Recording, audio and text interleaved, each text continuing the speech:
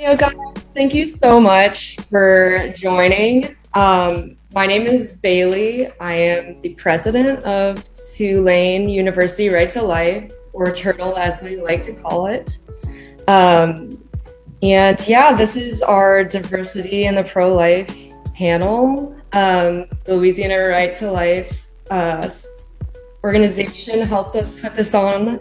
And earlier today, we were on campus with their art exhibit, like talking to students and having wonderful conversations. And it was just truly great to engage with students and see all of the support. And yeah, it was great to meet everyone. And yeah, we ended up receiving over $1,200 in donations to the pro-life cause. So thank you everyone who contributed, and I'm very excited to introduce Alex from Louisiana Right to Life, who will get us started on this panel. So hi Alex, and thank you so much. Sorry everybody, that is my entrance. I don't know if you heard all that echo. I just carry that around with me everywhere I go as my background music.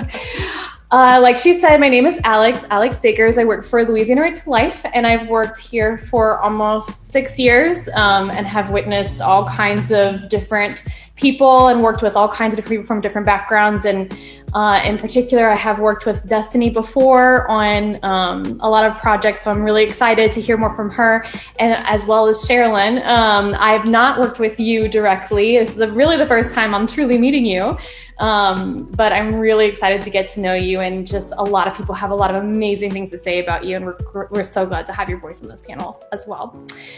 So before, I'll say a little bit more about myself later, but I don't want to bore y'all too much. I want y'all to get to the exciting people first.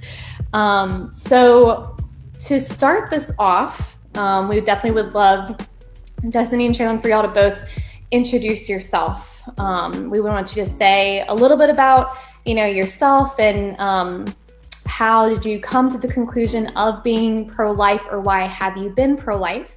I have another question later that's more about the organizations and what you do, but feel free to mention any of that as long as it's relevant or whatever. So Destiny, if you want to start us off, that'd be awesome. Hey, so thank you so much for having me. And Alex, I actually think you're incredibly interesting. You're a whole lot of fun. We've gotten into some nonsense together, so I'm a big fan of your work. So my name is Destiny Herndon De La Rosa, and I run the group New Wave Feminist. We started, this isn't supposed to be about New Wave Feminist, but I will tell you, maybe it's relevant, we'll see. We started 14 or so years ago as a MySpace page. So ask your parents what that was. Never in a million years thought it was going to be this big. And the reason that I started this organization is because I was the product of an unplanned pregnancy. My mom was 19 years old. She got pregnant with me when she was at the University of Texas in Austin, this very kind of liberal college town, and away from home, away from her parents. I think that she could have easily had an abortion. People would have thought that it was the responsible thing for her to do, and she probably would have been encouraged in that. But she had enough scientific knowledge and knowledge of life inside the womb that she knew I was a human being, and so she had to get me to the starting line. But that ended up looking like her having to quit college and move back home with her parents, and took her 10 years to get her degree. We experienced poverty during that time, all of these kind of things that you hear for reasons why someone should have an abortion. And I take those very personally because, no, I'm still glad that I'm here. Even if I had a struggle growing up, if anything, it's made me more empathetic to other people who are suffering in a lot of these same systems. And so growing up, definitely considered myself a feminist and very strong opinions and outspoken about things, but I was also pro-life, and I knew that kind of didn't really fit in. When I was 16 years old, I actually ended up becoming pregnant myself, and that feeling when you're repeating the cycle that was difficult for you as a child, and now here I am on the other side of it as the woman, and I was absolutely terrified, and I wanted to rip my stomach off my body and run away from it. I knew, though, just like my mother did, that this is a human being. And so because I had family support, because I had resources, I had a roof over my head, I had access to healthcare, all of these things made it possible for me to choose life. And so it was kind of the first time where it wasn't just a belief, but it was like a belief in practice. Like, am I truly pro-life? And so I had my son, who's now 20 years old, which blows my mind. He's a cool cat. I like him a lot. And was able to parent him and raise him. Got married and had a couple more kids. And now they participate a lot in my activism.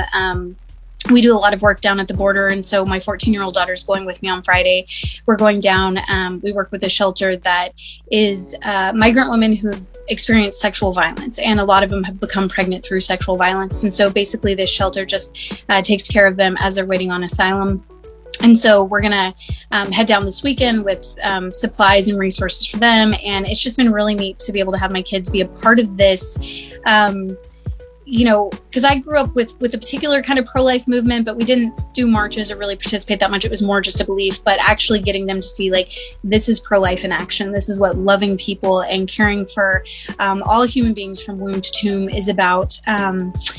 So when I started New Wave Feminist, I was kind of naive. I was like 23, 24. Like I said, don't even remember, because I never expected it to be something that I would be like looking back and talking on. We never expected it to be what it is today.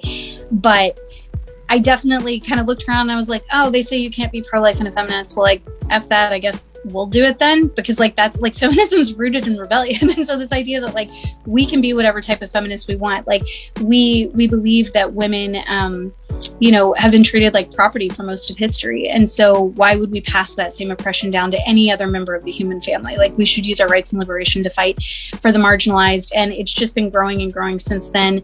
And it's been really cool to experience it through a consistent life ethic lens, which is the belief that human beings should be freed from violence for the duration of their life. So we're anti-war, anti-death penalty. We care about racial justice. We care about immigration, all of these things. And then we extend it into the womb when human beings are at their most vulnerable. And it's just been a really beautiful experience. And I'm excited to share more about that with you guys tonight. So thanks, Alex. Thanks, Destiny. It's awesome. All right, Sherilyn, you're up. I mean, Destiny sounds like she's done this before. So I'm Sherilyn Holloway. I'm the founder of Pro-Black, Pro-Life. I grew up not knowing anything about the pro-life movement. I am originally from Oberlin, Ohio, where Oberlin College is. Oberlin College is probably one of the most liberal arts schools in the nation. We had population of 2,000, add the college, population 8,000, and we were a stop on the Underground Railroad. There's just tons of history. Oberlin College was the first college to admit African Americans and women. It is also the first school to openly accept LGBTQ students. And so I lived in a world that, until I went to college, not everybody lived in. I didn't realize how much I had access to in terms of lifestyle and full understanding of what it means to love a human as they are, until I went away and I saw that other people did not have that prior knowledge or experience. So I always grew up kind of knowing that there was this racial injustice that was continuously happening. My parents had experienced it in their lives. My father, being in the military, had experienced it, being an air traffic controller, being like one of 4 African Americans in his entire center, had experienced it. And so we were constantly hearing different stories and examples of how there were systems that were put into place that we essentially had to like bust through. Or if you didn't have someone to help you, you had to find someone who was willing to help you based on their network. And I found myself pregnant at 15. And unlike Destiny, my father, who was an affluent Black man in a very small town, made the decision that his daughter wasn't going to be pregnant at 15, that we were not the type of people that had, children as teenagers, and I was going to have an abortion. It was the first time I'd even heard that word. I had no idea what he was talking about. once my mom kind of explained, my mom, who's a devout Christian, really explained to me what was happening, I said to her, I was like, well, that's not what I want. And she was like, well, you have to tell your father. And I told my father, and he essentially said, you don't have a choice. If you don't do that, you won't have a place to live. And told my mother that if she supported my decision, she wouldn't have a place to live either. And so my mom, being a stay-at-home mom, not feeling like she could support myself and a child, was really put in a position where she felt like she was helpless. And I remember going to the abortion clinic, and at 15, I had to sign all the paperwork. And the woman leaning over to me, my father was standing next to me and saying, this is your choice. You don't have to do this. And I was like, lady, am I living with you? Like, what do you mean I don't have to do this? I was just really like, it struck me as if like, I don't have a choice. Like, you're saying I have a choice, but I don't. And I went in through that experience, went into the recovery room. There was a woman sitting next to me, and another Black woman, much older than I was at the time, and a Black nurse came in with the crackers and the juice, and there were these huge like leather recliners that we were sitting in. And when the nurse came in, she looked at the woman and she was like, oh, you're here again. And she was like, I promise this is my last time. I promise I won't be back. She's like, yeah, that's what they all say. And that really stuck with me, that she said it. I mean, I'm 40, I'll be 43 in a couple of weeks, and I still remember that exact moment. Again, not really, kind of just bearing that, making a barrage of horrible decisions, and finding myself getting prepared for a divorce and pregnant again by someone else, just really scared that my soon-to-be ex-husband would use that to take my two sons that I had away from me. I was really ignorant about like how the law worked, and just, again, he didn't really want anything to do with this baby. The father baby didn't want anything to do with it. He offered to pay for it. That time I knew what I was doing. And I took the RU46, drove to Ohio. This time I was living in DC. I drove to Ohio, cried the entire way, got there and really wished I could reverse it. And at that point there was Google. When I was 15, maybe there was Google, but I didn't have access to the internet at the time. And I couldn't find anything. I could not find anything. And little did I know that the pregnancy center in my parents' county where I was at the time had the RU46 reversal. And so, but I had no idea that pregnancy center even existed. Fast forward to me telling this story in a very intimate setting with my boss during a late counseling training. I got trained as a counselor and was counseling girls who work in the same situation with me. I was sitting face to face with a young woman at the school I worked at whose mom was insisting she had an abortion. And I talked to her, I talked to the mom, and I remember the day that her mom took her to have the abortion and then dropped her back off at school. And my heart just broke for her. And I knew at that point in time that I was being called to do something else, work with women and children. I had no idea what it was. I had no idea that there was a movement. I just knew that the Lord was pointing my heart to work with women and children. So I left the school. I went to church one day. There was the pregnancy center director was there with the baby bottles talking about the mission, and you can volunteer. So I went and signed up to volunteer. I did whatever they needed me to do. And the CEO said to me, she said, Sherilyn, you're a great volunteer. Like, you're a solid volunteer, but you should be in the administrative side. You should actually be doing this work. And I was like, okay, there's more of y'all? Like, and I went online and looked for a job in a pregnancy center and found one about 40 minutes away, became the development director, and then became the community outreach director, and really they were really interested in why the Black church wasn't participating, why the Black church wasn't doing baby bottles, why the Black church wasn't sending, their members to the pregnancy center. And so I would sit down and I would talk to these pastors, and I would hear a lot that Black women can't afford to get abortions. And so what that told me is that they were completely clueless that the members in their church, those that were sitting in their pews, were getting abortions. And that really began to spark something in me and make me think more. I moved to back to Ohio. My father passed away. I moved back to Ohio, started a business, was really thriving, and something told me that this is not your story. This is not what I need you to do. I need you to apply for a job at the local pregnancy center. And I was like, what? Like, and which is really weird because I'm from a county of about 400,000.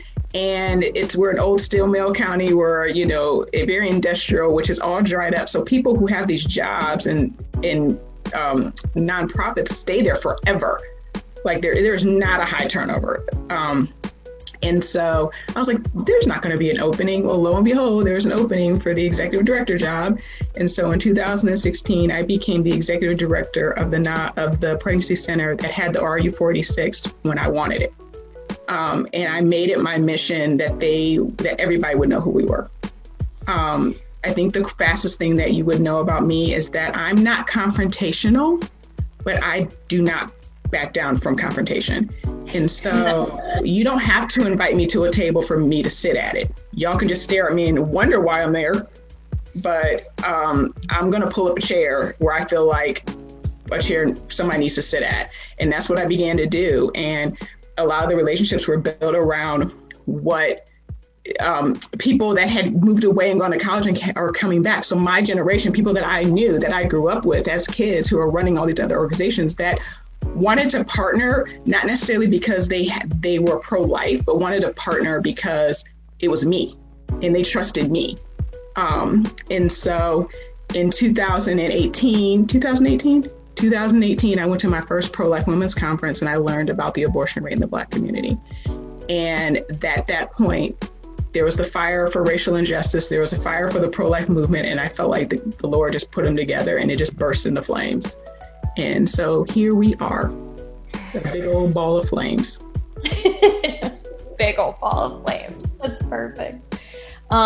Thank you so much for being so vulnerable and sharing so much about yourself. There's so many inspiring things in both of your stories. And I think so many things that maybe the diverse crowd that's listening in can relate to, and hopefully listen to and find common ground, even if we're from all different backgrounds. So just in contrast to your stories, this is where I wanted to say just a tiny bit about myself. I didn't grow up with a situation where, I was faced with abortion or crisis pregnancy or anything. I grew up in a very lovely little bubble. I was one of those people that a ton of people here will make fun of me for. I was one of those people that was homeschooled, super Catholic, conservative. And don't get me wrong, that bubble gave me, all kinds of gifts and whatever that I carry to today with my personality and my character, sure. But I entered the world very, very, very naive in a lot of ways. And I worked for Louisiana Right to Life whenever, this was totally motivated by my religion, this was totally motivated by my faith and my politics at the time.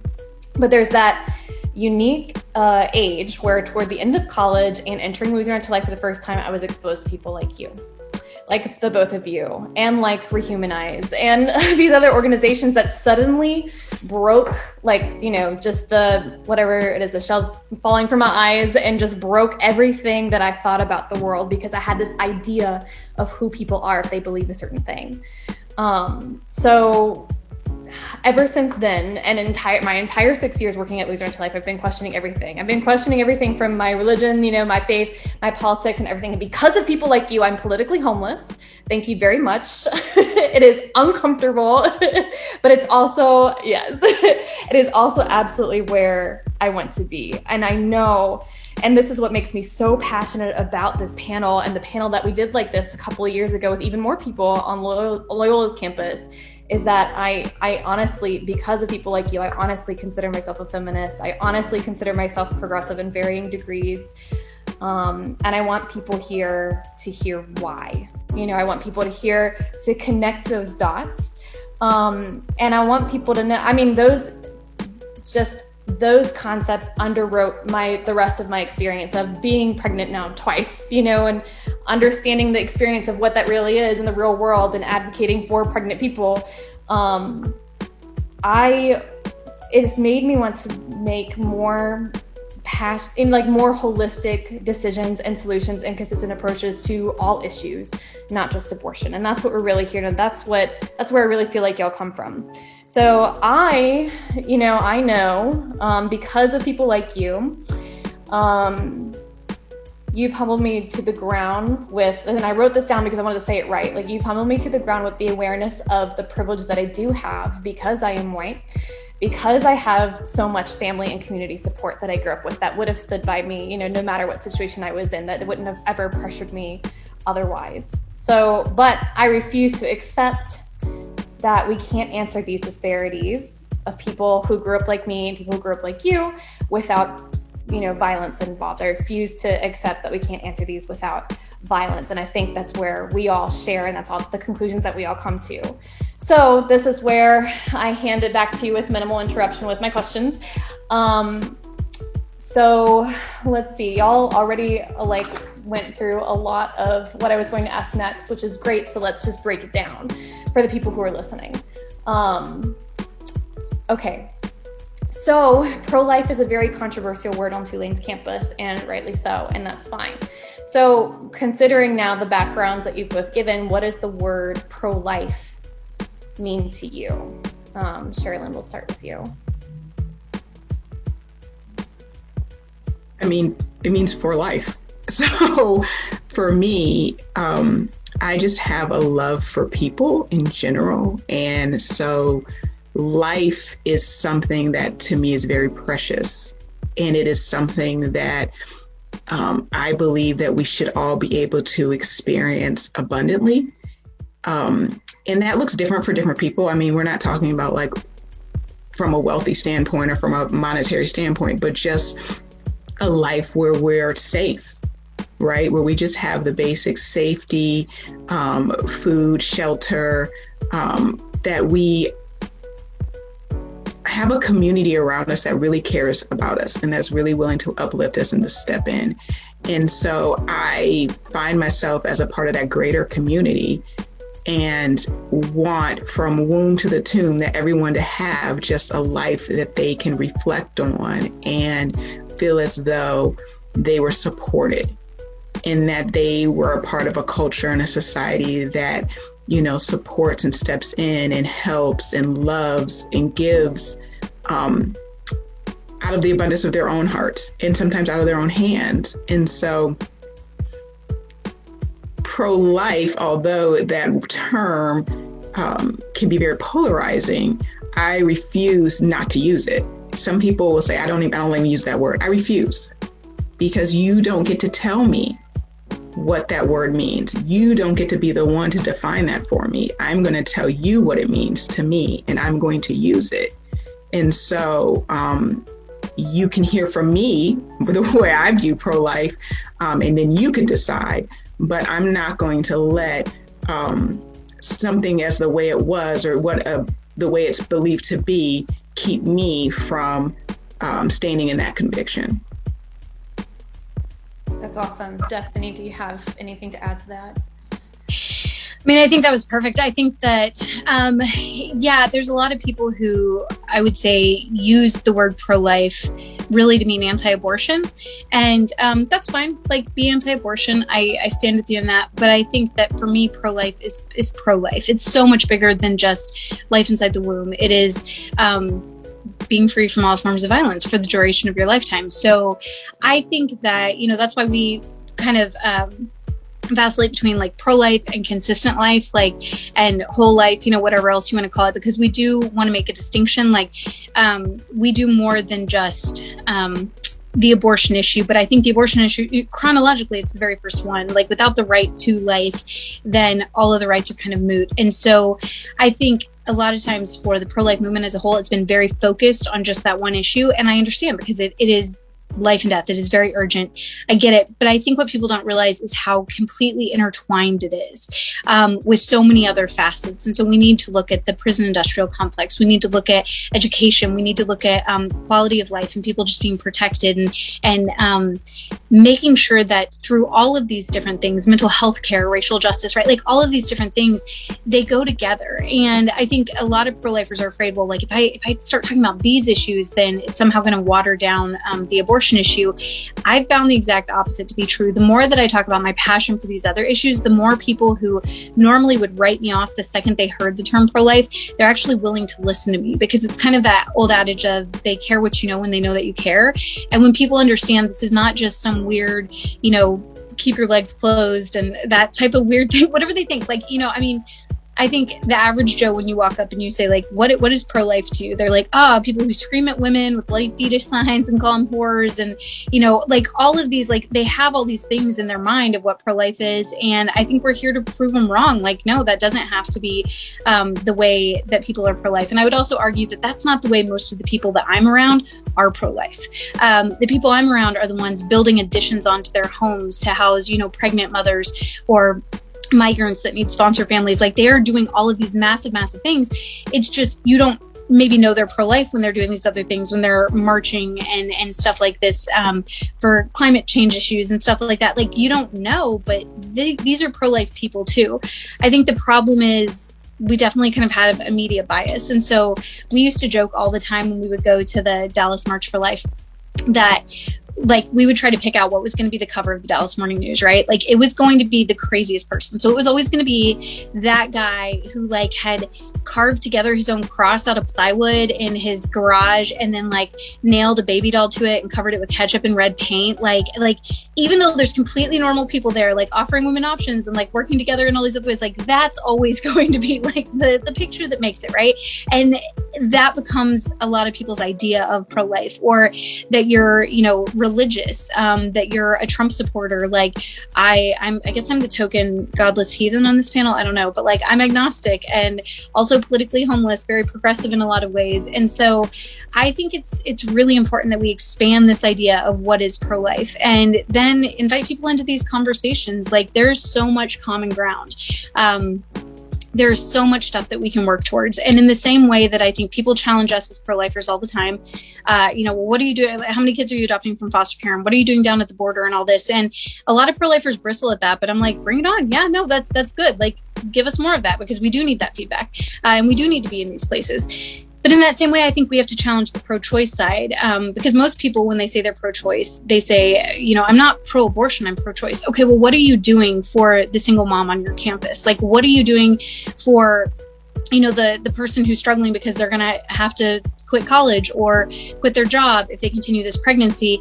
Because all we see you doing is fighting for access to one choice, and that would make you pro-abortion. And so if you're truly pro-choice, what are some places we can work together on? And there's so many places, there are so many things that we can be doing together, because in this divide, that's where women and children are falling through the cracks.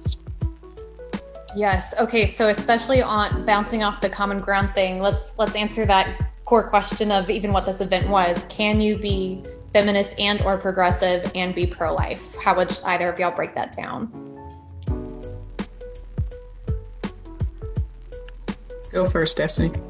I mean, like, we're here. I don't know. Whenever people say you can't, it's like a suddenly and like I'm gonna disappear, like I'm a figment of your imagination. Like I'm just trying to do me. So I don't I don't know. That's such a bizarre. It is what most of my, like when I speak at colleges, what most of them will call it is, can you be pro-life and a feminist? And I feel like I should just be able to walk out and be like, ta-da, end of talk. I mean, I am, but I am. So yes, that's fantastic. And what about actually like part of that question, like people are like, how is being pro-life progressive at all? Because they think, it's like you're taking women back, like you're taking women's rights back several years. And so like, it's just not something that computes as being progressive in any sense. So I don't know if either of you want to. This one particularly like makes me itch, because we're talking about the right, but we're not actually talking about anything that's sustainable that has changed, in all of this time that we, from this women's suffrage movement to now, there are still not maternity homes on college campuses. Corporations still do not have daycares that their children, that their when female staff can have their children go to 80. It's proven that 80% women work 80% better when they can go lay their eyes on their children during their lunch break or during break. So why wouldn't you want to do that? There are so many instances in which women have not demanded systems be changed for their motherhood. And instead, we have found that we're just asking for more rights, right? Like, well, I just want the right to not to have the baby. But what about the right to have the baby? What about the right for me to have my baby and still keep working and still go to medical school and, paid for, have childcare paid for, so I can continue to have my job or whatever the issue is. We have not done anything in that area. And I think that goes back to the point of what Destiny was saying before. When I talk to someone who is pro-choice and I say, aside from everything that you're doing for abortion access, how can you help me over here? What do you have in your hand that can help me help the women that I'm serving who feel like they don't want to make this choice, but they don't have a choice? So that, to me, opens that conversation, opens that door, because I'm not here to change your mind. Like, I think that is a huge thing for me. Like, I'm not here for conversions. I'm not here to convert you to my side. I'm here to solve a problem. And right now, the problem is when there are women who feel like abortion is their only choice, and that's not choice.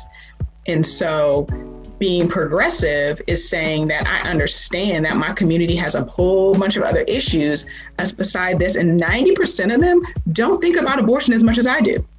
Like, that's just not on their radar. They're thinking about all the other things that they're dealing with. They could be thinking about, the infant mortality rate in the Black community, the maternal mortality rate in the Black community, police brutality, the prison industrial complex. Like, there's so many other issues that people are carrying in my community that it's arrogant for me to go in and pretend like those aren't valid, because they are very valid and they're all very circular. And so it's almost, to me, where I can't separate them. And, and I don't point the finger or accuse someone who can, right? I don't believe that we, and Destiny's right, you are the heathen, Destiny. I'm sorry, you too. This is my burden.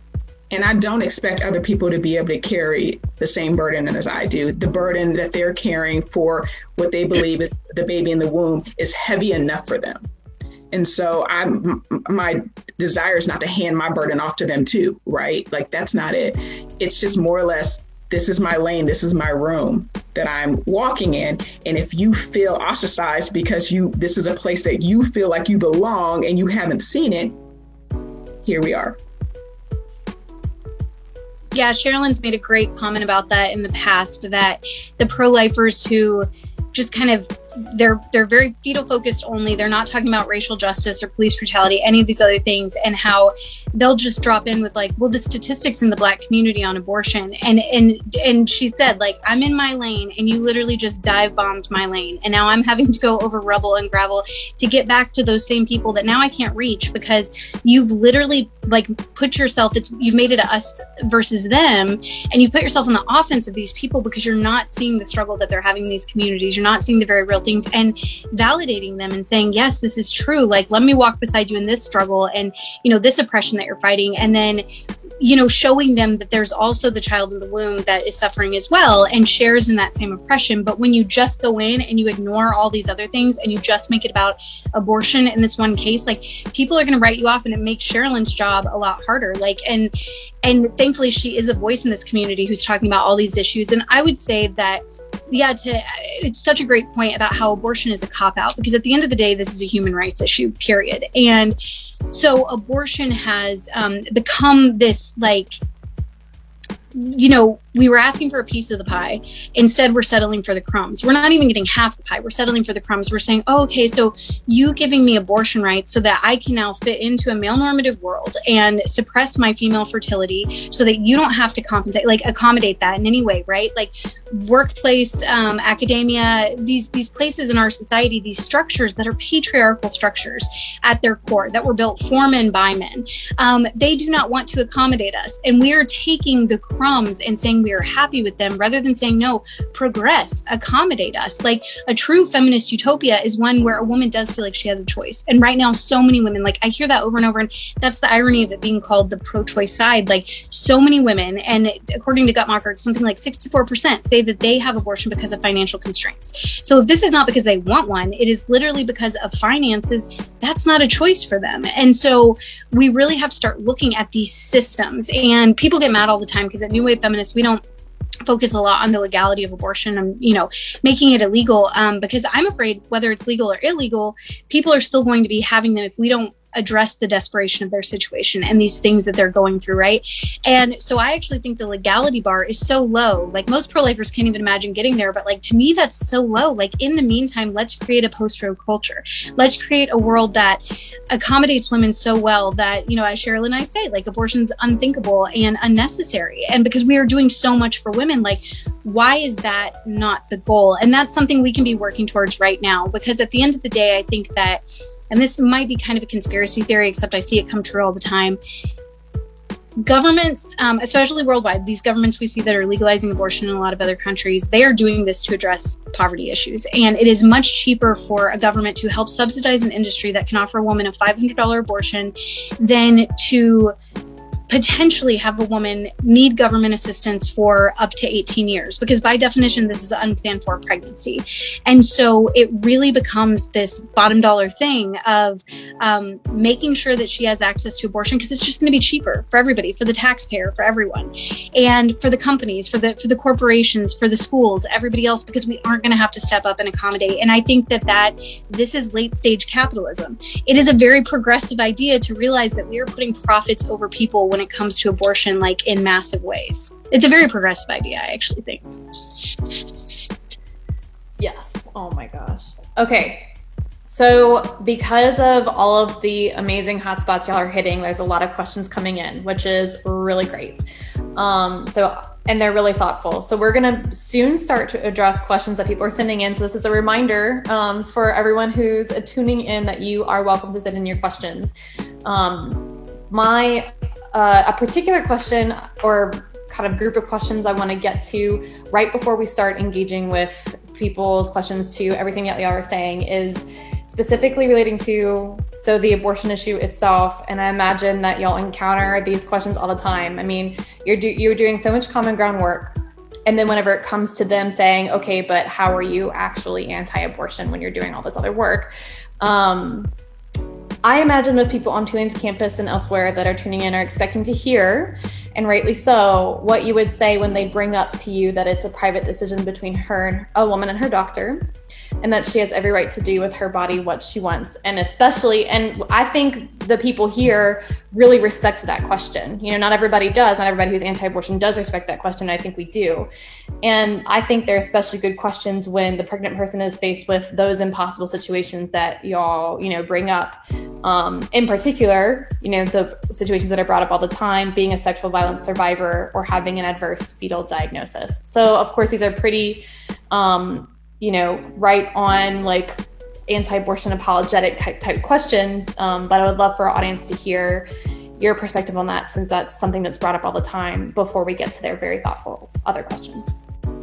So whoever would like to answer first, maybe Sherilyn, if you want to start engaging it. She's Destiny unmuted. I was going to unmute first to take that one. Okay.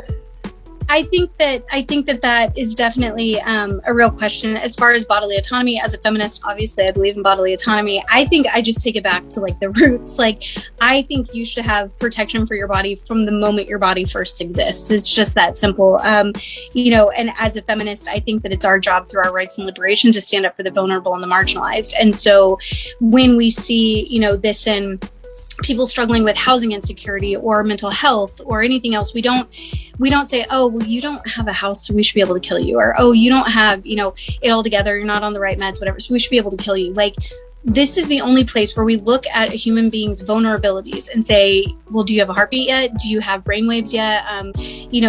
Do you have viability outside of the womb? Like, these are all reasons we should be able to use violence against you. Like, that doesn't make sense to me, because as a feminist, I've trained myself that it is through my rights and liberation. And as you talked about earlier, Alex, like, there's nothing wrong with privilege, but privilege that you are not using to help others, that's part of the problem. So whatever privilege we have, and I think being born is a privilege, that is something that we need to fight for those who have not had that privilege yet, right? And when it comes to sexual violence, this is one near and dear to my heart because of our work in Mexico. And as a feminist, I think we always need to center the people that we are talking about, right? And they need to be the ones giving their opinions. So when we say, oh, well, in cases of rape, and we go back and forth with this apologetics, I think we're leaving out a very important voice, the woman who has been sexually assaulted and become pregnant through it. I've experienced sexual assault. It is absolutely horrific. I can't imagine becoming pregnant through that. But I have very near and dear friends who have. That is their reality. And the frustration they have by others who use them as a talking point to defend something that they disagree with, they have carried to term. And, you know, their child was the one beautiful redeeming thing that came out of this horrific assault against them. Like, we silence their voices when we talk about them rather than talking to them. And so I would just highly encourage anybody, not to re-traumatize these women. If you know somebody who has experienced sexual assault and become pregnant, that doesn't give you just free rein to go up and start asking them questions, but you can find this information. You can hear their testimonies online. You can read their stories online, and some choose to terminate. There's a book called Victims and Victors that has the stories of both of these, but I think it's really important that we center these women in this conversation and make sure that we're hearing their voices and not just throwing out, apologetics type Facebook arguments where you're going to say this, then I'm going to say this. I know that for me, when it comes to women who have been sexually assaulted, all I can do is love on them and support them as much as I can. So the work we're seeing in Mexico, or with the shelter in Mexico, is they aren't asking for abortions. They just need help. They need support, and they need counseling, and they need to be able to figure out how to bond with their child after it's born. But none of them are asking for abortions. And so get out there and do the work. Like, love women better. If this is a passion you have because you're a sexual assault survivor, then absolutely be drawn to this type of work and drawn to helping these type of women. But I think their voices are just so often ignored in this debate. And as a feminist, it makes me incredibly uncomfortable when we just talk about it from a, bumper sticker slogan type answer place rather than hearing from them. And I think that's the work we need to be doing. We need to be listening to their stories as they talk about it. Everything she said. When I think about just the idea of, when I hear someone say, this is a decision that is between a woman and her doctor, this is a life-changing decision. And there is no other life-changing decision that we make that we don't talk to other people about. Whether it's buying a house, marrying somebody, what college to go to, all those decisions that are going to change the trajectory of our lives, we're not discussing with just us and our doctor, like a professional.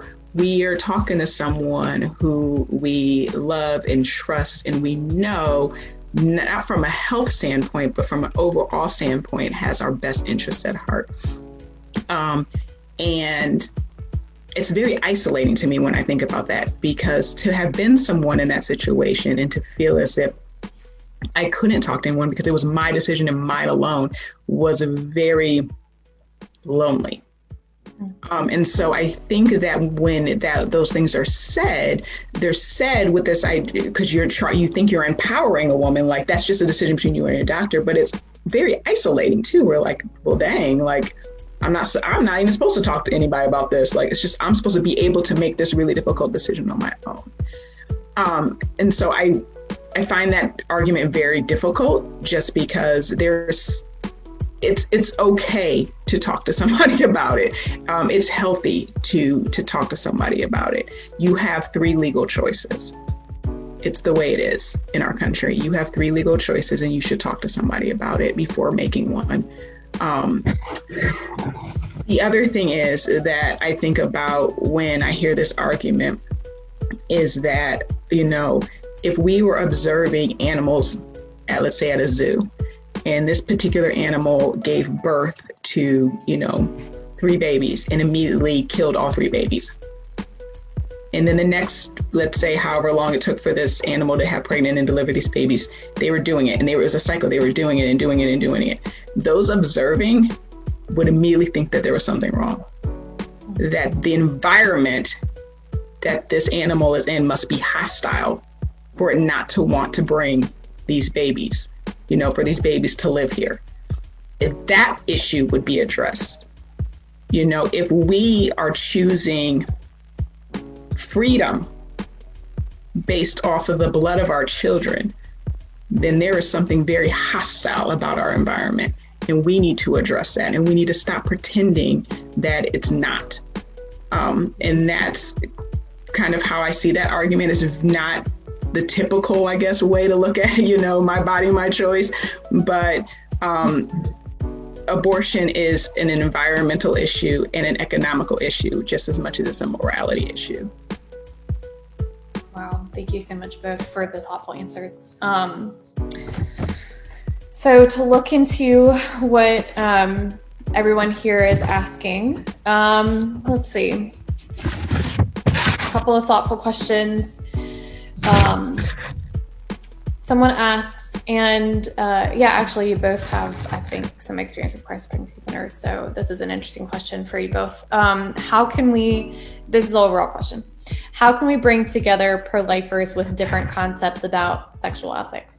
Crisis pregnancy centers don't provide birth control because they're religious. Many more secular pro-lifers view birth control as a necessary tool for reducing abortion rates.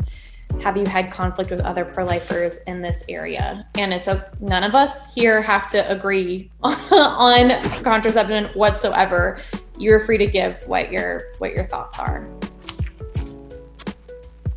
I'll go as the godless heathen. I have a very mixed up feeling about contraceptives because I was on them for years and kind of used as a guinea pig actually by my provider and here, try this one and all these different ones that many of them have led to class action lawsuits. And so as somebody who I think has experienced it from that side, and then realizing that women are fertile on average for 4 to 6 days out of every month, whereas men are fertile, I don't know if y'all know this, but 24/7, 365, yet we're the ones who are suppressing our natural systems, which is what birth control does. It takes something that's working fine and basically breaks it.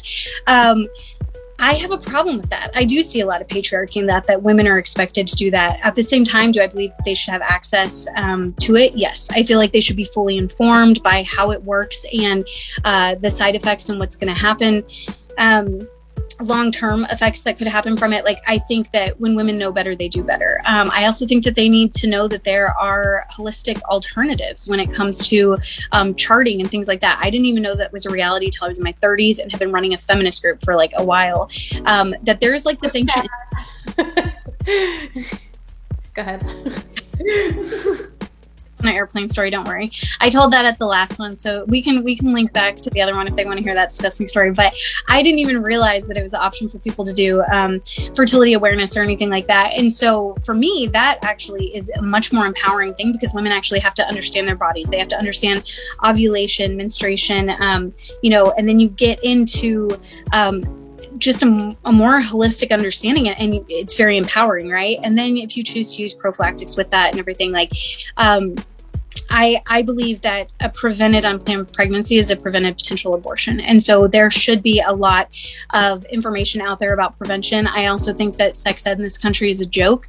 The fact that we kind of have abortion providers who are the only ones who address this because there's basically a vacuum where you have like an abstinence only crowd that doesn't want to touch it. So then in the meantime, you have abortion providers going in, and I've always joked that would be like if Marlboro came in and started talking to my kids about lung health. Like, you have an incentive and people not listening to you, like a financial incentive, which I think is kind of bullshit. So I would love to see more pro-lifers actually talking about sexual education. My daughter, she's 14 now, but when she was 12, they did like a sex ed class, and I was like, so what did you learn? I'm all excited, like thinking we're going to be able to have these great conversations. And she's like, yeah, they basically talked about how boys are going to get boners and we shouldn't laugh at them. Like, again, like centering men in this class that was like, they had broken the girls and the boys up. And I'm like, they weren't talking about like how phenomenal your body is and all of the stuff your body is capable of. And I think pregnancy centers already have the brick and mortar buildings. Like, they could be doing classes like this.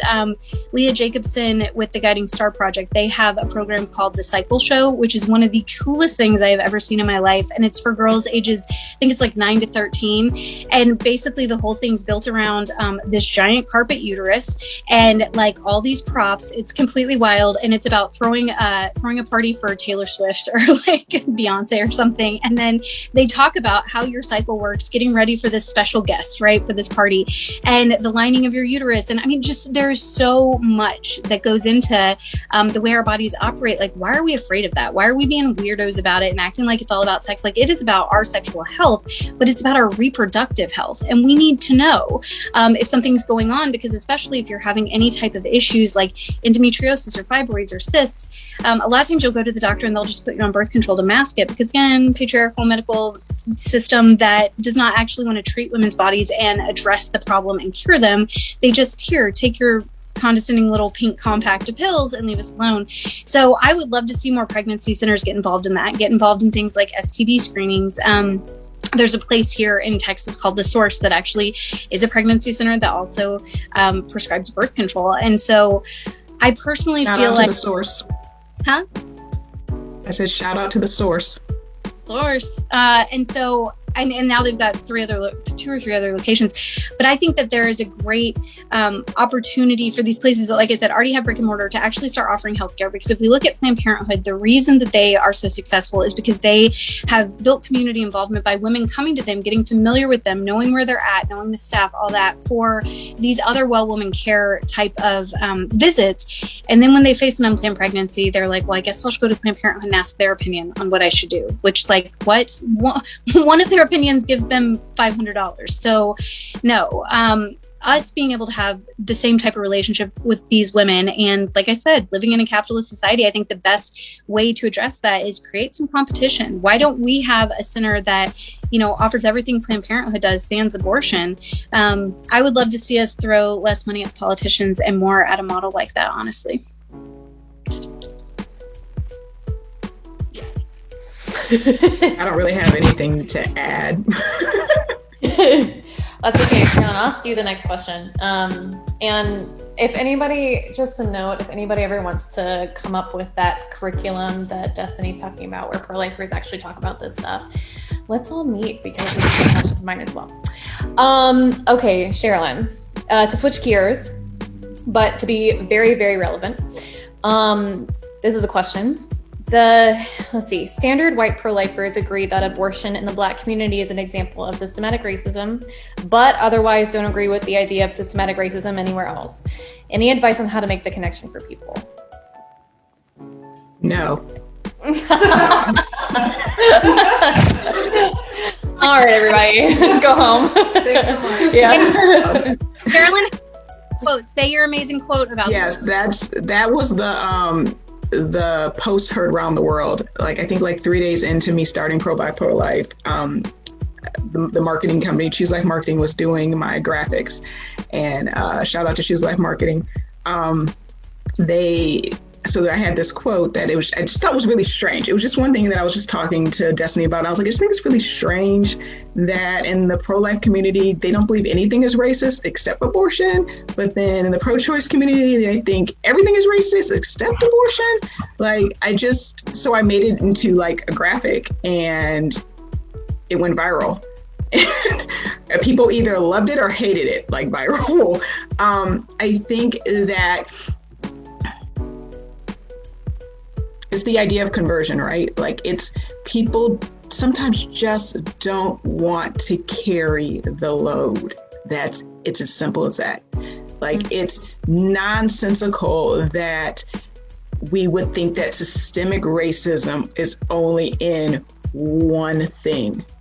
Like, it just doesn't make sense that if we're talking about eugenics and white supremacy and these things happening in the 30s and the 40s leading into the 60s and 70s, why would that be the only place that white people in power would want to put systems to keep already born Black and brown people from achieving? Now, does that mean we're not talking about critical race theory? We're We're not talking about victimization. We're not talking about oppression in that way. We're talking about systems that aren't things that you can see and touch, but they're things that you see the results of.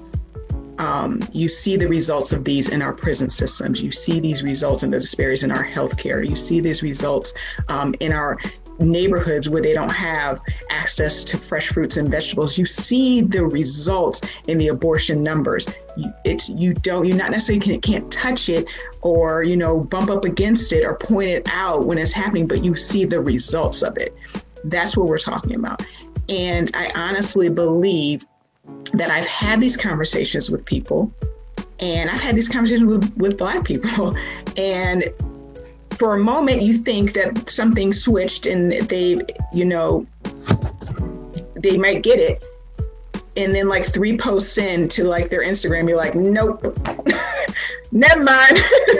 I just think that it's heavy that we bring our own experiences and prior knowledge, and instead of trying to make that connection for other people, you find like-minded individuals that you can start that conversation with. It's almost easier to have that conversation with someone that disagrees with you on the abortion issue, because they're the ones who don't actually know the numbers, the abortion numbers in the Black community, right? They don't know those numbers.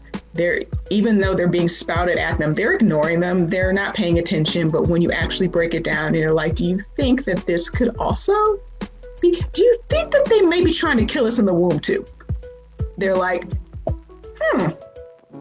I never thought about that, and so I always go for don't try to convert anybody, have the conversation. You'll learn very early on whether they hear you or not. If they don't, they're going to hurl it back at you. They're going to hurl the ball back at you. Just take the burden back, release them and let them be free. Just real quick. Shout out to Sherilyn Miles. I just saw her. She's on the chat. I saw her question. It's my girl. Shout out to her. She's doing big things. I believe she's in Louisiana too. So just shout out real quick to her because we have the same name. That's awesome. Yeah, for those who are asking questions, just know that I am asking them out of order. So if you feel like, oh, she skipped over my question, I might still get to it. Okay.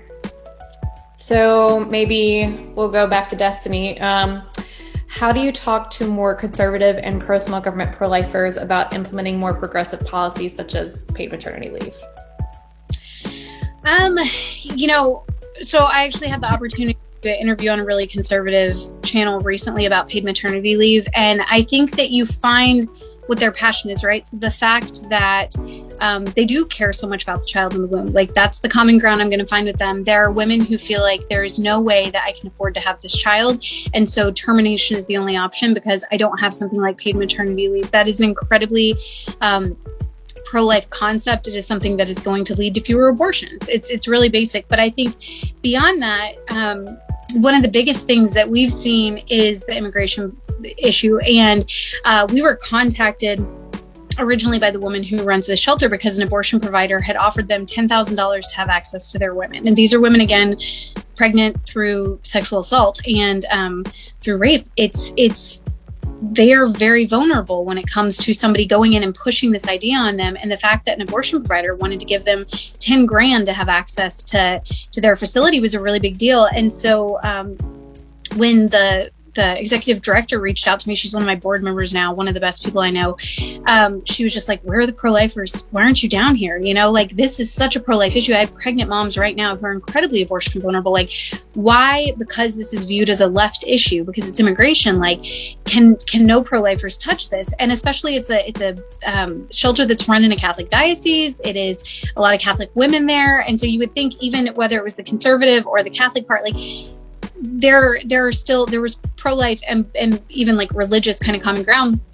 People wouldn't touch it. People wouldn't touch it at all. So the first 2 years that we did this, we did something called Bottles to the Border. It was on the US side, and we would go to detainment centers and help families.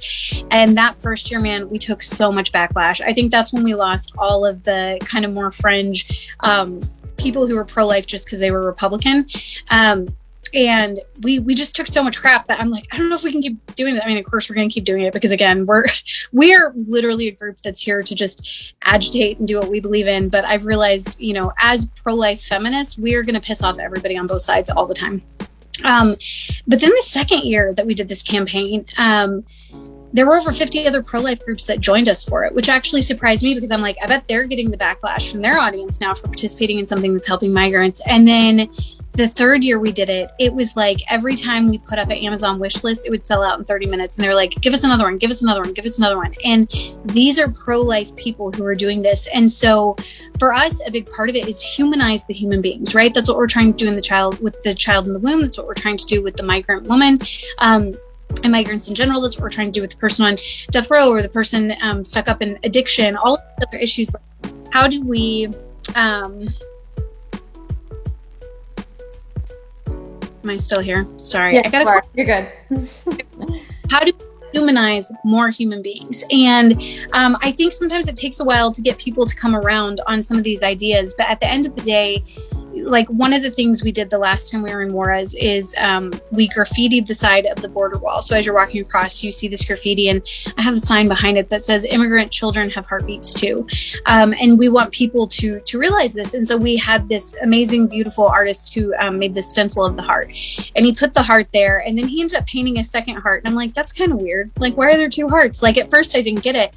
And then our volunteer said, you know, our board member said, there's the heart of the woman in Juarez and there's the heart of the woman in El Paso, which is the other border town on the US side. And it's the same beating heart. And one of our volunteers who have gone with us said, you know, that's really beautiful because the only other time there's two hearts is in a pregnant woman's body. She has her heartbeat and the heart of the unborn child. And I just realized like so much of it has to do with humanizing people and getting this away from politics. That was our tagline. This is about people, not politics. And so the more we can move away from what people think is their identity, right? Like their political affiliation, and just get to the heart of the issue and say, this could be your daughter. This could be you. Like a lot of us just won the geographic lottery to be here. A lot of us won the lottery in the sense that maybe we were planned by our parents, right? Or had pro-life parents to begin with. Like so much of it is just chance and luck. And so I think it's really important that we acknowledge that that's what it is and just show other people that any of us could have been that child in the womb who's vulnerable. Any of us could have been these other vulnerable populations, and make it not a political thing, make it a personal thing, like a truly human dignity type personal thing.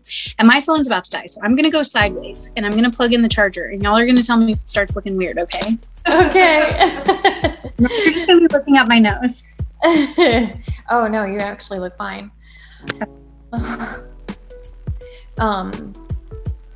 Were you going to continue, or was your thought wrapped up right there? That was the end of it. That was scene. We're done.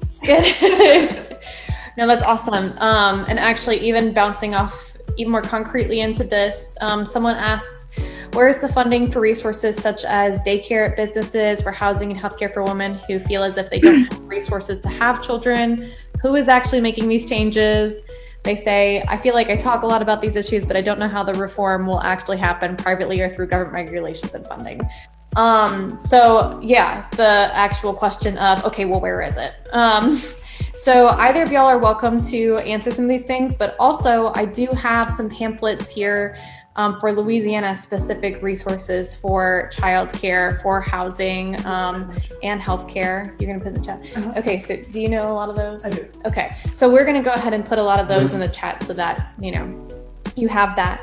Along with that, I did want to ask also, because we don't know who's watching this and what you're thinking and feeling, what resources do y'all recommend for abortion-minded and post-abortive women? I mean, it would depend on the barriers. Mm-hmm. I mean, everyone has a different barrier to that decision.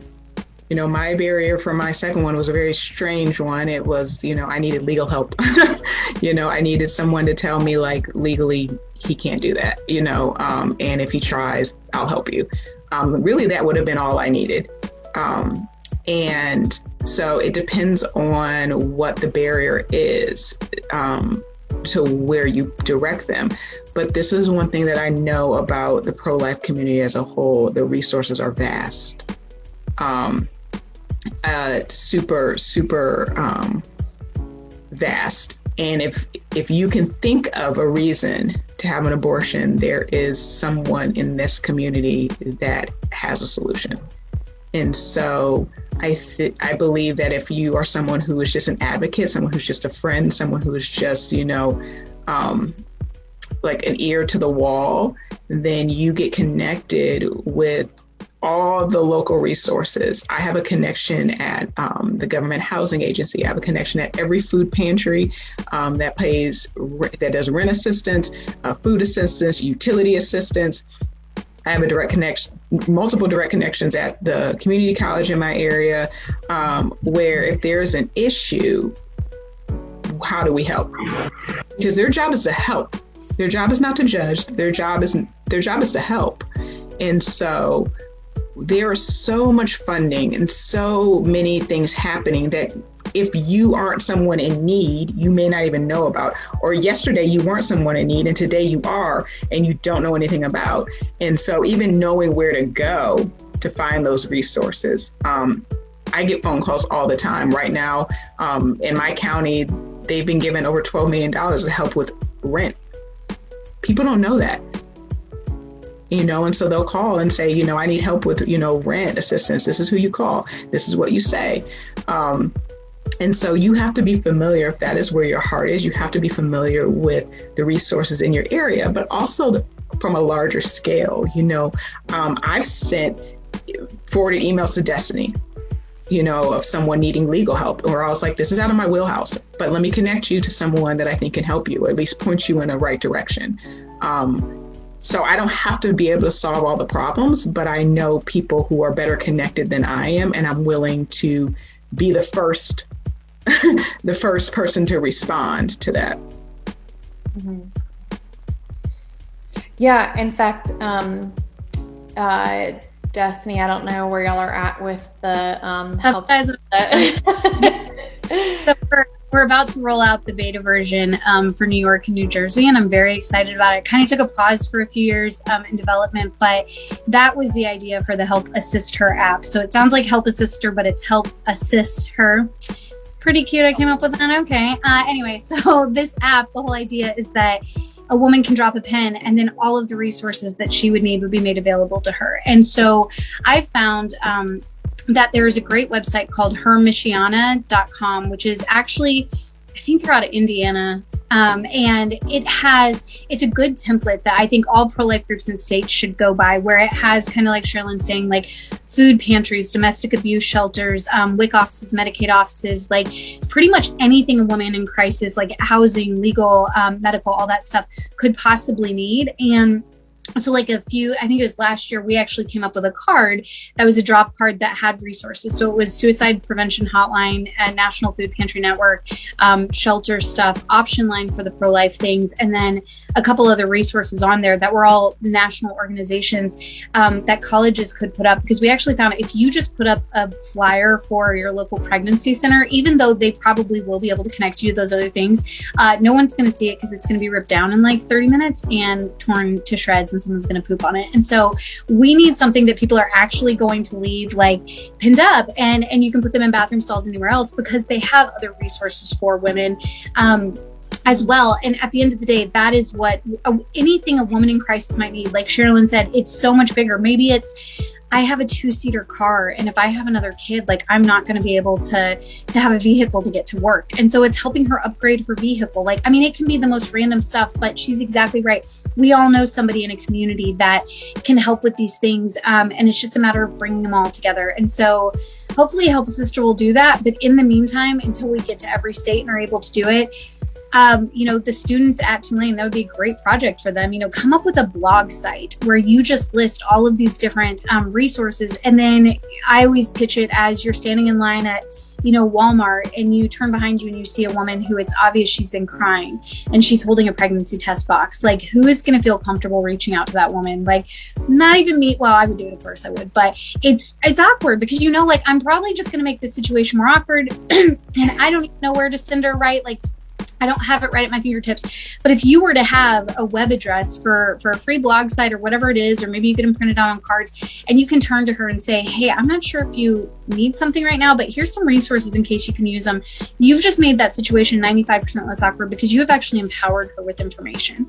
And that's what we need to be doing, making sure that people can find these resources. Because like Sherilyn said, these policies get passed, these programs exist, and people don't necessarily know what resources are out there and available to them.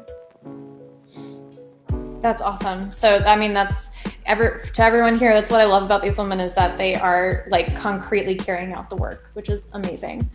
Also real quick, referring back to a past question, someone is asking, is there a disproportionate number of Black women receiving abortions in America? So someone actually wants to know the numbers. Oh, the exact numbers? Oh, I mean, whatever you want to say.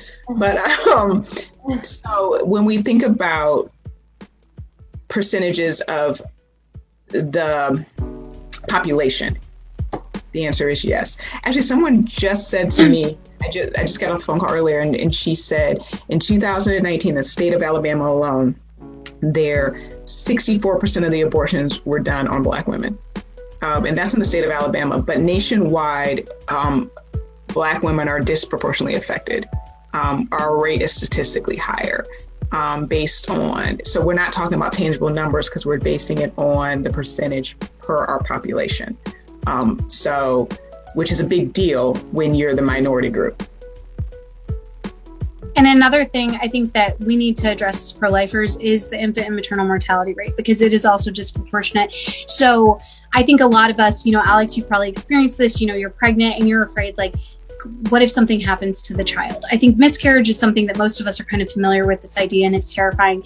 But I was with my friend, Cecily, who used to be the vice president of New Wave Feminists, a woman of color, and she actually got a text while she was sitting with me from a woman who her husband wanted them to have a second child. And she said, I'm kind of terrified because like the infant and maternal mortality rate among women of color is so disproportionate and high in this country that what if I lose my own life? Like, I've never gotten pregnant and been afraid that I was going to die from that, because this isn't like pioneer days. But for women of color, this is absolutely a reality. And it's something that I will say Planned Parenthood is spending a lot of time trying to freak women out about so that they will choose abortion to save their own lives.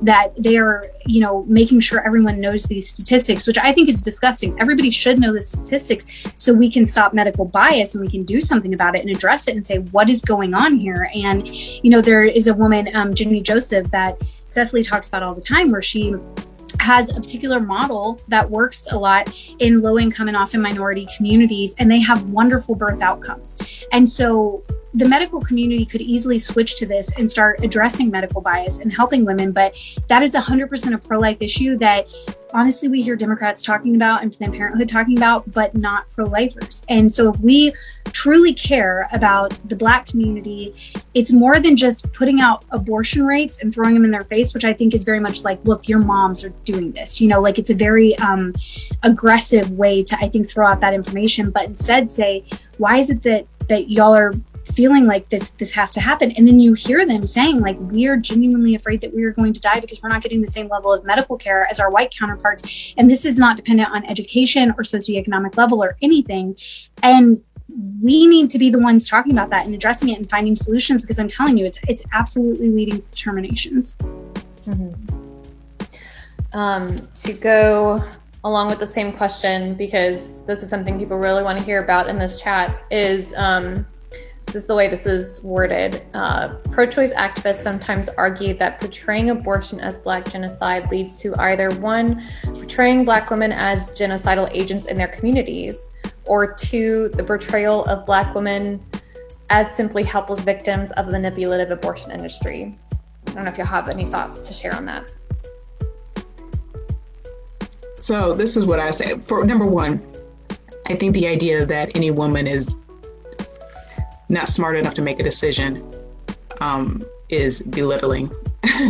And so it goes back to the idea of like actually having a choice and being able to talk that out. But I think what the thing that we have to understand when we talk about genocide in the Black community, when we use that term, we have to understand that the roots of abortion are of genocide. That's the root. Margaret Sanger was a eugenicist, period. And so you can't plant seeds of eugenics and genocide and expect to have fruit of something else. Like, it doesn't make sense. The roots stay the same. It may look different, right? Like that fruit maybe, you know, however many years ago might have looked like a pear, and now we're calling it a Japanese apple, but it's the same fruit and it's still poisonous. And so this idea that somehow it's the same thing, somehow that when a system was put in place, it progressed to be now a positive thing is a lie. And those who come out of the abortion industry will look you in the face and say, it's a lie. They know exactly what they're doing. And we have to start believing history on both sides.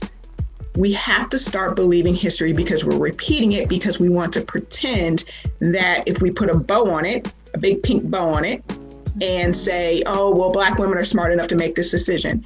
It's not that a Black woman is or isn't smart enough to make a decision. She's making a decision for her life. It's life or death.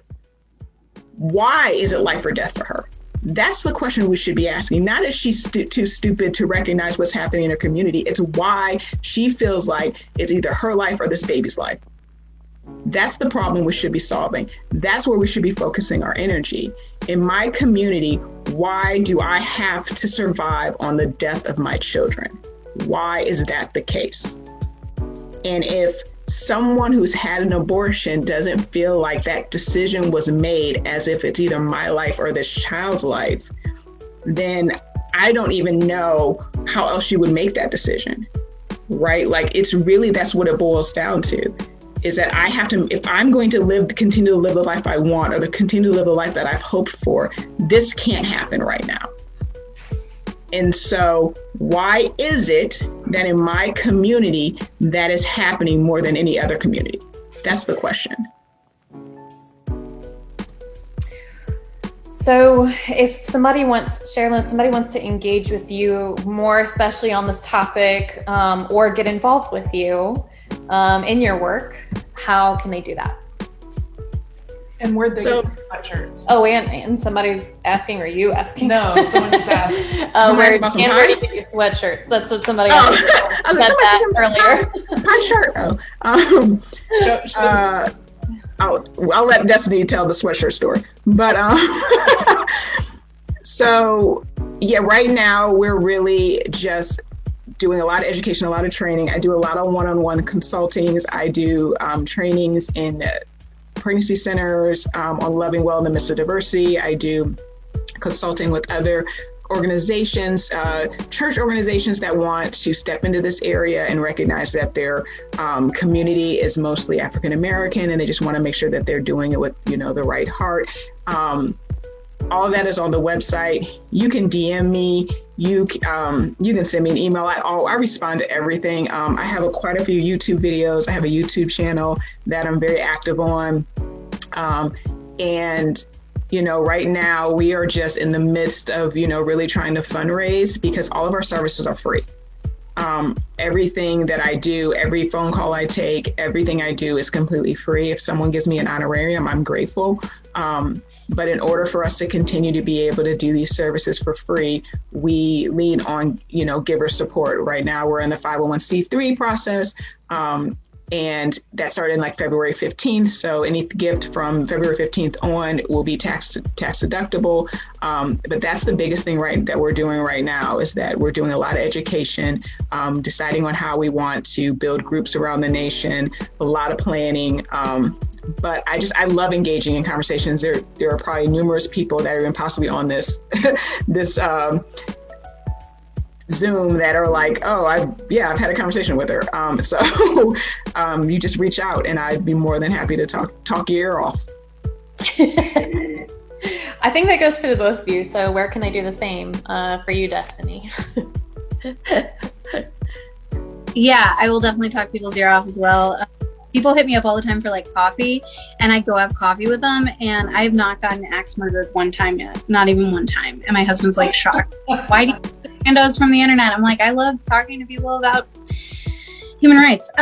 So I would say for us, Facebook is probably like kind of the most constant. We have newwavefeminist.com, but our social media seems to be the most updated. But I feel like Facebook, we're like 5,000. Like I don't have a TikTok or a Snapdoodle or any of that shit. Instagram is, I say the F word a lot on there, so don't follow us on there if you don't want memes with the F word. And probably the best way to keep track of New Wave Feminist. And then on our website, you can subscribe to our newsletter, which I send out 2 a year, even though I pay for the service every month. And every month I feel real guilty that I just paid for that and I never send anything. But the good news is I'm not going to spam you with a bunch of crap, because I kind of only give the updates every once in a while. So that would be the place to find us. As for the sweatshirts that I showed up wearing tonight, and I knew Sherilyn had a matching one, so I was like, go put it on. We're going to be like Run DMC. We're going to have like matching sweatshirts on. And it said, blessed be the, and then it's like, I don't know, all these things, undocumented, unemployed, blah, blah, blah. And then you get down to the bottom, it says unborn. But this was a special order, and they quit making them, so you can't have them anymore because they're cowards, and they took unborn off, and I'm not going to promote them. So Sherilyn and I just have these limited and cool sweatshirts, and y'all can eat your hearts out. We all have a bunch of other great merch. I don't even know if they exist anymore.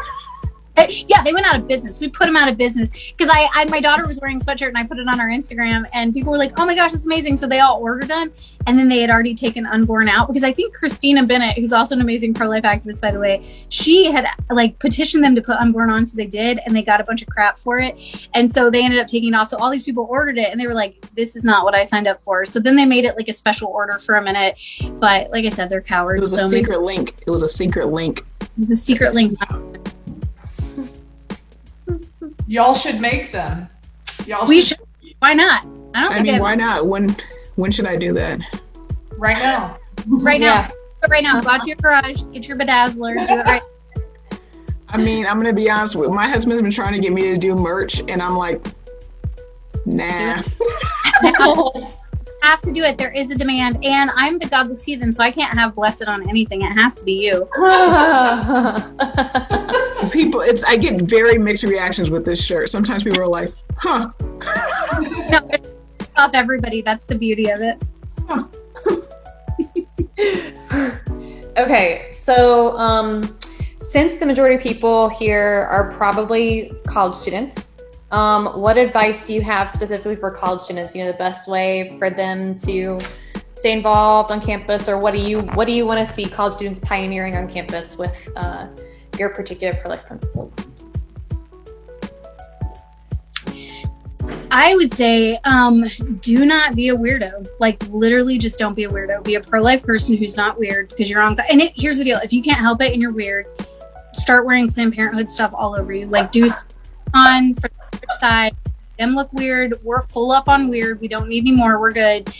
Just be that normal ass person that they can walk up to and be like, oh, I like your shoes. Where'd you get them at? And whatever, like, you can be a normal person who does not always have to be like spouting this crazy stuff off. But I can tell you, like, as long as you let people know, like, this is my belief, you know, in an understated way, I kid you not, you will have somebody come up to you and say, hey, I've got a friend struggling with an unplanned pregnancy right now. Like, can you help her? I have had so many pro-choice people actually reach out to me because they know that I'm not going to pressure the woman into an abortion. And so they have reached out to me and said, like, I know you're a reasonable person. So like, what resources can we give this woman in, you know, New York or wherever it is? And then I immediately start Googling all the stuff and give them, you know, credible resources. Don't send them to weird places. I would also say it's really important to check out the local pregnancy centers, familiarize yourself with them, make sure it's not some grandmother's like converted garage where she's going to throw holy water and like baby booties on people, because like unfortunately those exist. They do. Make sure it's a place that you would really vouch for, and then you know, just let your community know, hey, here's the things that are going on in our community, here's the things we care about, and talk about a wide array of issues. Like I got to speak in Ireland one time, and I remember it was beautiful. After my talk, the president of the club came up because a lot of protesters were there, because I bring out protesters, and he said, "Hey guys, just want to let you know we're doing a huge push right now to get the city to actually process rape kits, and so we would love your support on this." And that's something they can totally work together on. And so find that, if it's a blood drive, if it's a food pantry thing, if it's a diaper drive, whatever it is, like invite other people in on your college campus in to help with the work. And like I said, challenge them. If you're not just pro-abortion, if you're pro-choice, like, how can you help us with this? What can we do together? And if you're not a weirdo, 9 times out of 10, they're going to want to work with you. I would also encourage, don't try to be somebody else. I feel like at that time in my life, I was still trying to even figure out who the heck I was, and like where, I don't know. Just, it was rough. It was rough looking back. I probably didn't think it was rough at the time, but there are things inside of you, that there are issues inside of you that, why you're pro-life. And you could be like Alex, you could be like me, you could be like Destiny, whatever those issues are, embrace that, embrace who you are, embrace, you don't have to argue with people on social media. Like, maybe one day I will, but today's not the day. I'm not arguing with someone I can't see. Like, I'm not. And so if you are taking time out of your life to post on my page your feelings of disgrace and upsetness on something I posted, it's pretty much thank you for boosting the algorithm. I appreciate you leaving more than 4 words. Because I'm not about to argue with you. We're not arguing. My page is not up for discussion. It's not up for argument. And so just realize you don't have to be someone, like, you don't have to proclaim it, right? Like, you don't, like, I'm pro-life, I need to write this down somewhere. When I was in 4th grade, this is a really silly story. When I was in 4th grade, I had a boyfriend. And I learned in my adult age, he was married, and I was friends with him and his wife, and his dad was telling the story of like how he saw my name in like their dictionary. And I was like, why did you write my name in your dictionary? He's like, I felt like I loved you and I needed to write it. I needed to proclaim it. I needed to write it somewhere. so he picked the dictionary. Like, you don't have to, carry around something. But if that's you, like, I like clothes with words on them. Usually you can tell how I feel by what my shirt says. And so, or what type of shoes I'm wearing. You don't have to do that. You know what I mean? You can just be that person that, like Destiny says, that your friends know. Because if your friends know that you're pro-life and that, you have these access to these resources, it may not be them who come to you. Somebody might say something to them and they're like, oh, I know the person you need to talk to. Right? And so don't be ashamed of it, but just carry it the way you're meant to carry it. And you will grow into that, and whatever that looks like. Yeah, I want to add to that point. We joke all the time that we need a pro-life aptitude test, right? Because we are all so different. We all have different skills and giftings. And if you are the person who screams and shouts, whatever, we need that. We need that gifting. We don't need it in front of an abortion clinic. We need you on the back of a truck somewhere at a rally, like rallying up the troops. Like, that's good for you. But if you're somebody who is really soft-spoken and quiet and not confrontational, surprisingly, you're the person we probably need in front of the abortion clinic, offering women other options and being out there just to be compassionate and loving towards her. Whatever your skill set is, that is 100% what we need. And I think that the best thing you can do is take one of your pro-choice friends out to coffee and ask them why they're pro-choice, and do not try to change their mind. Do not debate with them. Do not argue with them. Like, listen to what they're saying, because I am the activist I am today because I surround myself with pro-choice friends, and they tell me the true struggles of what people are going through, and it makes me a better activist because it says, yeah, that's a real thing. Like, we need to go out and we need to address that. So it is so relational. I'm with Sherilyn. Like, do not argue with people on the internet. It is stupid. It's a waste of everyone's time. You're just going to piss them off so that they're frothing at the mouth. So then when I see them in real life, like, I take all the baggage from the weird fight you had with them on the internet. Stop doing that. Like, go out to coffee, talk to people, have that relationship in a non-strange way, and then really invest your time in your community and your friends based on your skill set. That's awesome. Thank you both so much. For anyone who wants to continue to be involved, reach out to Tulane Pro-Life Club. They're really good at doing all these things in a very diverse way. They did that huge display on campus that a lot of you saw today. They also have like a women's resource chair and hand out pamphlets like specifically on women's resources and a whole host of stuff, and art, talking, everything. Y'all have places for every person. And then to get involved with local resources, or even to reach out if you have questions about local resources and where you need to go to find help. Or you just want to get involved with local projects, visit Louisiana Right to Life at prolifelouisiana.org. And of course, reach out to both these amazing women, Sherilyn and Destiny, to just be epically involved and keep getting their wisdom from social media, like I did. And then, they made me uncomfortable and politically homeless and everything. So just, it's awesome. I don't regret it. I'm okay with it, but I'll just have an existential crisis for the rest of my life. That's okay. Well, thank you to everyone who participated. We see I saw a thank you from someone that says, this is one of the most diverse, open-minded, and informative panels I've attended at Tulane. Thank you so much. That's great. That's what I wanted. That's what we wanted with the Tulane Pro-Life Club and our college director, Candace, who made sure to moderate this. I mean, not moderate, I'm moderating, but put this on. We just appreciate everyone.